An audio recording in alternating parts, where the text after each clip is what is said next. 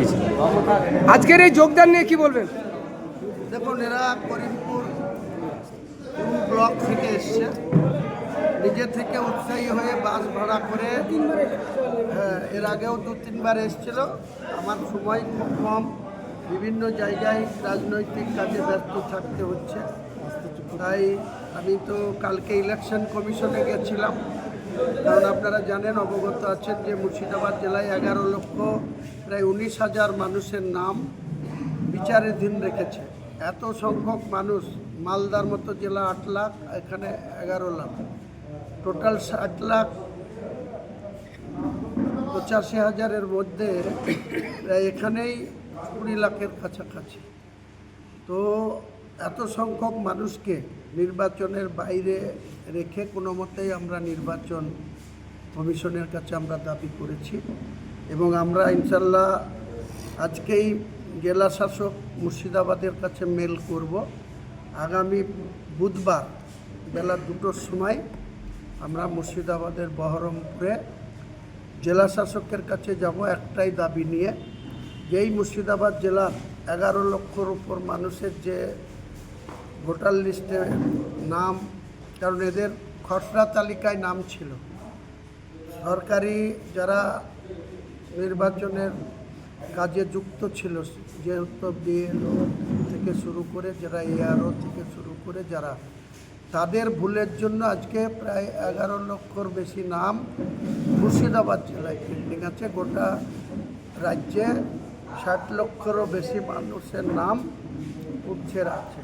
আমরা কালকে election commission, chief election commission রাজ্য মনোজ কুমার আগরওয়ালের কাছে আমরা ফিজিক্যাল ডেপুটেশন দিয়েছি, সিপিএমও ডেপুটেশন দিয়েছে, আইএসএফও দিয়েছে, আমরাও দিয়েছি। আমাদের একটাই বক্তব্য, যারা প্রকৃত আর অধিকাংশ মুসলিম, তাদেরই নাম এইভাবে বিজেপি এবং তৃণমূল উভয়ই চক্রান্ত করে তাদের ভুলের জন্য কিন্তু এই সমস্ত, আজকে আবার দেখবেন মুখ্যমন্ত্রী নাটক করে কলকাতায় অনশনে বসছে, অবস্থানে বসছে। তাহলে ইনি যদি আগে সজাগ হতো, আগে যদি এটাকে সিরিয়াসলি দেখতো, তাহলে তো এত লোকের হিয়ারিংয়েও ডাক পড়তো না, এত লোকের নামও এইভাবে বিচারাধীন অবস্থায় থাকতো না।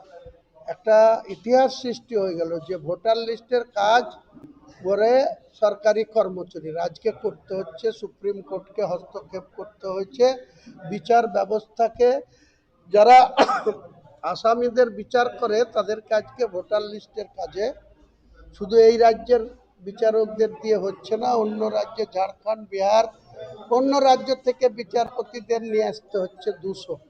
এবং রবিবারে রাত্রেবেলায় টোটাল দিল্লি থেকে ইলেকশন কমিশনের ফুল ব্রাঞ্চ 13 জনের অফিসার সহ, এবং যিনি ইলেকশন কমিশনার গণেশ কুমার, তার নেতৃত্বে আসছে। আমরা সোমবার আর মঙ্গলবারটা উনি রাজ্যের বিচারপতিদের নিয়ে, চিফ সেক্রেটারিদের নিয়ে, জেলা শাসকদের নিয়ে মিটিং করে কি সমাধান করছে দেখি। সমাধান না হলে আমরা আন্দোলনে নামবো। আগামী বুধবার আমরা মুর্শিদাবাদ জেলা শাসকের অফিসে যাব, আমরা সেখানে হাজার হাজার মানুষকে নিয়ে যাব। এই যে 11 লক্ষ মানুষের নাম বাইরে রেখেছে, তার মধ্যে 90% মুসলমান, তাদের নামকে বাইরে রেখে কোনোদিন ভোট হতে পারে না, আমরা ভোট হতে দেব না, তাতে যা হবার হবে। তাই আপনাদেরকে বলছি, আজকে যে করিমপুর, নদিয়া জেলার করিমপুর বিধানসভার করিমপুর 2 ব্লক, 2 নম্বর ব্লক থেকে যে সমস্তরা এসছেন, তাদের সকলকে আমরা সাদরে গ্রহণ করলাম। আমাদের আম জনতা উন্নয়ন পার্টির আজ থেকে তেনারা সক্রিয় লোক থাকলো। আমরা এনাদের মধ্যে নেতৃত্ব বেছে বিভিন্ন দায়িত্ব দেব, তারা আমাদের সঙ্গে যোগাযোগ রাখবে। এবং আমি ঈদের পরে করিমপুরে যাব, একটা বড় জনসভা করব। আগামী 10 তারিখেও 2টোর সময় একটা করিমপুরে পার্টি অফিস উদ্বোধন করার জন্য যাব, মঙ্গলবার। যোগদান তো এনাদের গোটা গ্রাম 200 জন এসছে, গোটা গ্রামের অধিকাংশ মানুষই, মানে 4-5টা বুথে সমস্ত 90%, এনারা সব তৃণমূল, কিছু সিপিএম আছে, এই সমস্ত সব ছেড়ে আসলো। সোশ্যাল মিডিয়ায় একটা ভাইরাল হয়েছে, আমরা গতকালকে দেখলাম এমএলএ হোস্টেলের সামনে এক মোটরসাইকেল আরোহী আপনাকে চোর চোর বলছে, এই বিষয় নিয়ে কি বলবেন? চোর বলার আগে সে বিজেপির দালাল বলেছে। আমি যখন তাকে তেড়ে গিয়েছি সে তার প্রাণের ভয়ে মোটর বাইক চালিয়ে পালিয়ে গেছে। যারা ভীতু হয়, কাপুরুষ হয়, কারো হয়ে দালালি করে, তারা তখন এইসব কথা বলে আর সৎ সাহস থাকে না সামনে দাঁড়ানো। যখন এসব কথা বলেছে, আমি যখন তাকে তেড়ে গিয়েছি তখন সে কিভাবে পালিয়েছে আপনারা মিডিয়ায় দেখতে পেয়েছেন। দাদা, বেলডাঙ্গার বিধায়ক হাসানুজ্জামান আপনাকে বিজেপির মিটিং হিসাবে কথা করেছেন সিকিউরিটি দেওয়ার জন্য, এটা নিয়ে কি বলবেন? ওই রকম ধরনের, মানে কি বলবো, মুসলিমের হ্যাঁ, নামে কলঙ্ক। এটাও বলেছি আপনি নাকি কোর্টের অর্ডারে সিকিউরিটি পাননি, আপনি বিজেপির বি টিম হিসাবে শুভেন্দু অধিকারী আপনাকে পাইয়ে দিয়েছে। ও কি বললো, ওর মতন মাতাল কি বললো? ও এমএলএ হোস্টেলে যতদিন থাকে কি অবস্থায় থাকে আমাদের কাছে ফুটেজ আছে, ছবি আছে। যখন ভোটের ময়দানে দাঁড়াতে বলেন, এবার তো তৃণমূল থেকেই তার নাম কেটে দিচ্ছে। আমার কাছে খবর আছে যে হাসানকে আর তৃণমূলের টিকিট দিচ্ছে না, এখানকার রবিউল আলম চৌধুরীও আর টিকিট পাচ্ছে না। তার কথার আবার কি জবাব দেবো? যে নিজের দলের কাছে প্রাসঙ্গিকতা হারিয়েছে, তার মতন লোকের, তার মতন মাতালের কথার কোনো জবাব হুমায়ুন কবির দেবে না। হুমায়ুন কবির 19শে জানুয়ারি, আমি জানুয়ারি মাসের 12 তারিখে না 11 তারিখে কেস ফাইল করেছিলাম হাইকোর্টে সিকিউরিটির জন্য। যখন আমাকে প্রতিনিয়ত ইউপি থেকে, মহারাষ্ট্র থেকে, কলকাতায় কিছু আরএসএসের লোক যারা যখন আমাকে হুমকি দিচ্ছিল, মাথা কেটে নেবো বলছিল বাবরি মসজিদ করার জন্য, তখন আমার সিকিউরিটি পর্যাপ্ত রাজ্য সরকার দিচ্ছিল না। তখন আমি হাইকোর্টে সিকিউরিটির জন্য অ্যাপ্লিকেশন করি। ডক্টর সুব্রা ঘোষ 14 তারিখে হিয়ারিং করে আমার অর্ডার হতো, কিন্তু 14 তারিখ আবার মুখ্যমন্ত্রী উত্তরবঙ্গে উত্তরকন্যা, ওখানে একটা সুপ্রিম কোর্টের প্রধান বিচারপতিদের নিয়ে এবং রাজ্যের হাইকোর্টের 14 জন বিচারপতিদের ওখানে ডেকেছিল, জেট বিমান দিয়ে তারা ওখানে গিয়েছিল। ডক্টর সুব্রা ঘোষের এজলাসে 14 তারিখে হিয়ারিং হতে হতে হিয়ারিং বন্ধ করে তিনি চলে গিয়ে পরে আবার ফিরে এসে পরের সোমবারে হিয়ারিং করে তিনি পরিষ্কার অর্ডার দিয়েছিল যে হুমায়ুন কবিরের থ্রেড আছে, হুমায়ুন কবিরকে অনেকেই আক্রমণ করছে, তার প্রাণ সংশয়ের আশঙ্কা আছে। কাজেই স্বরাষ্ট্র মন্ত্রককে একটা অর্ডার দিয়েছিল, সেই সঙ্গে অর্ডারের কপি আমাকেও দিয়েছিল। আমাকে বলেছিল যে আপনি আমার অর্ডার মোতাবেক আপনি ভারতবর্ষের স্বরাষ্ট্র মন্ত্রকের কাছে একটা অ্যাপ্লিকেশন করুন। আমি জানুয়ারি মাসের লাস্টের দিকে সেই অ্যাপ্লিকেশন হোম সেক্রেটারি, ভারতবর্ষের হোম ডিপার্টমেন্টের স্বরাষ্ট্র মন্ত্রকে অ্যাপ্লিকেশন করি। তার কপি আমার কাছে আছে, অর্ডার শিটের কপি আমার কাছে আছে। যদি এইরকম মাতালের জানতে ইচ্ছা হয়, মাতালকে বলবেন আমার সামনে আসবে, আমি তাকে কপি দিয়ে দেবো। মাতালের কোনো কথার জবাব আমি দেব না। এরকম মাতাল, চরিত্রহীন, তাদের কোনো কথার জবাব হুমায়ুন কবির দেয় না। হুমায়ুন কবিরের দেওয়ার প্রয়োজনও মনে করে না। 1 নম্বর চরিত্রহীন, 2 নম্বর হচ্ছে মাতাল।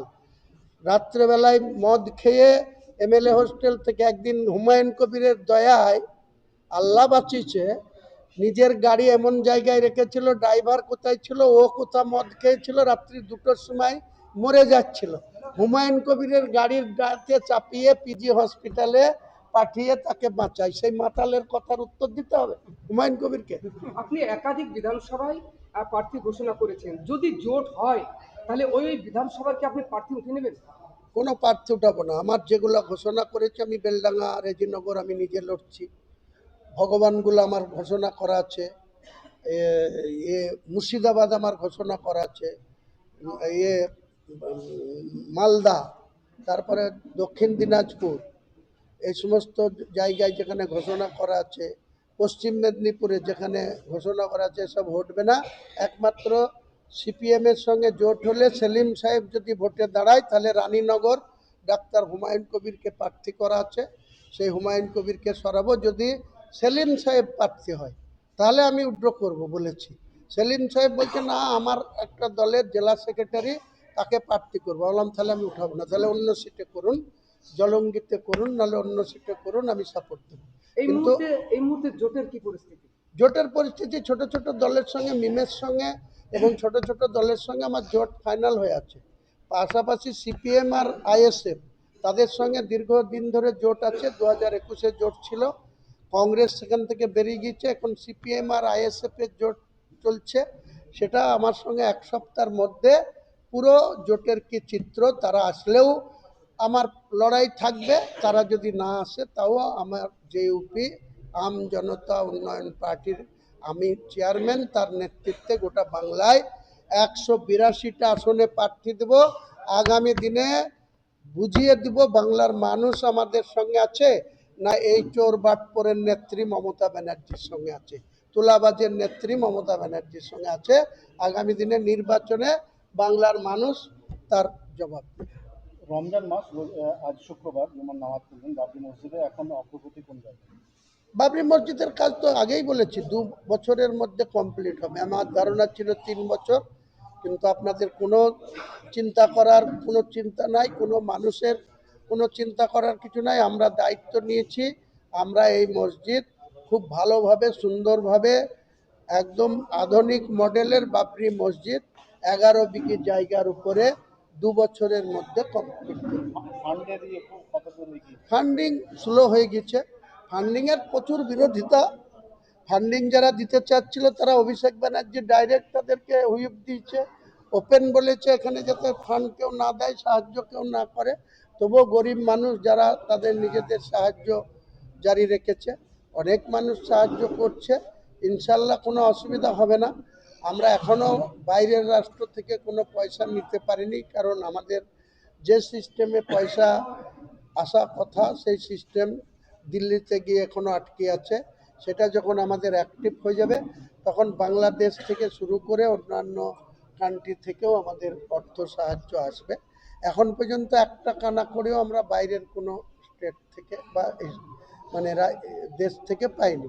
আমরা ত্রিপুরা থেকে পেয়েছি পয়সা, আসাম থেকে পেয়েছি পয়সা, আমাদের জেলা ঝাড়খণ্ড থেকেও পেয়েছি পয়সা।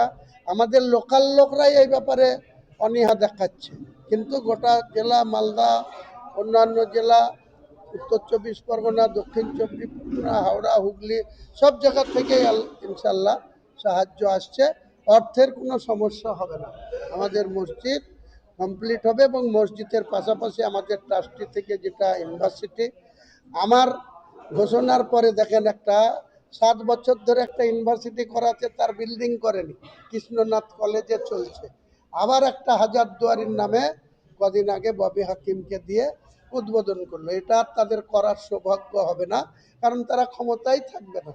সেই ইউনিভার্সিটি যদি করার প্রয়োজন হয় আমরা এখানে যেমন করব, পাশাপাশি আবার মুর্শিদাবাদ জেলার জন্য যত রকম উন্নয়ন করার দরকার, যত রকম শিক্ষা প্রতিষ্ঠান করার দরকার, বা যত রকম চিকিৎসা পরিষেবার জন্য হসপিটাল থেকে শুরু করে মেডিকেল কলেজের বেড বাড়ানো থেকে শুরু করে যা যা মানুষের জন্য করার দরকার আমরা আগামী দিনে ইলেকশনের পরে করব।